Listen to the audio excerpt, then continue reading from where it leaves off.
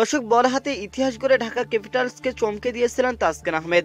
Cricket ইতিহাসের তৃতীয় bowler হিসেবে টি-20তে 7 উইকেট নিয়ে থামিয়ে দিয়েছিল ঢাকাকে। দর্শক, ব্যাটিংয়ে দায়িত্ব পালন করেছেন ইনামুল হক বিজয়। দুই ওপেনারের ব্যর্থতার দিনে দলে হাল ধরেন ইনামুল হক বিজয়। তাকে যোগ্য সঙ্গ দিয়েছিলেন রায়ান বাল।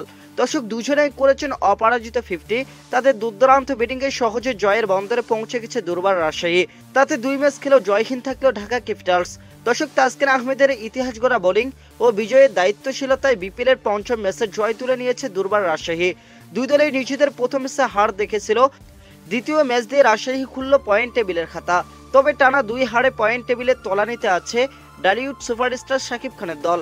দর্শক, আজ বৃহস্পতিবার 2 জানুয়ারি মিরপুর শেরেবাংলা ক্রিকেট স্টেডিয়ামে টসে জিতে আগে ব্যাট করতে নেমে 20 ওভারে 9 উইকেট হারিয়ে স্কোয়াড বোর্ডে 178 রান তোলে ঢাকা। জবাব দিতে নেমে 11 বল হাতে রেখে জয় তুলে নেয় দুর্বার রাজশাহী। রান তারাই নেমে যদিও শুরুটা ঢাকার মতোই নড়বড়ে হয় রাজশাহীর। দলীয় 13 রানে হারায় ওপেনার মোহাম্মদ হারিসকে। দর্শক, আর এক ওপেনার তো জিসান আলম 8 বল খেললেও রানের খাতা খুলতেই পারেননি। দলের চাপ বাড়িয়ে তিনিও ফেরেন 0 রানে। দর্শক, এই চাপের মুখে দলকে উদ্ধার করেন অধিনায়ক ইনামুল হক বিজয়।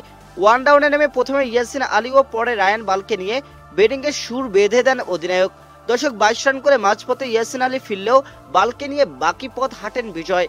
দলকে জিতানোর পথে 46 বলে 73 রানের দারুণ ইনিংস উপহার দেন ইনামুল হক বিজয়। দর্শক, তার সঙ্গে ভারত খেলেন 55 রানের আরেকটি কার্যকরী ইনিংস। এর আগে ঢাকার হয়ে ব্যাট হাতে সর্বোচ্চ 50 রান করেন শাহাদাত হোসেন দীপু। আর বল হাতে রাজশাহীর হয়ে 4 ওভারে 19 রান খরচায় 7 উইকেট নেন পেসার তাসকিন আহমেদ, যা বিপিএল এর ইতিহাসের সেরা বোলিং ফিগার। দর্শক, আজ দিনের শুরুতে ব্যাট হাতে শুরুটা ভালো হয়নি ঢাকার।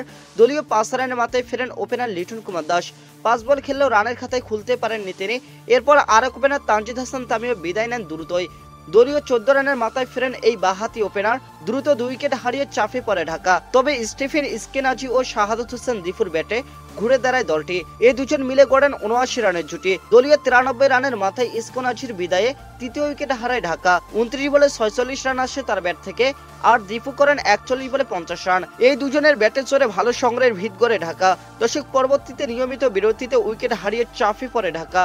তাসকিনের দাপুটে বোলিংয়ে শেষ পর্যন্ত 178 রানে থামে দলটি। কিন্তু বিজয় ও বার্লার দিনে এই রান যথেষ্ট হয়নি ঢাকা ক্যাপিটালসের জন্য।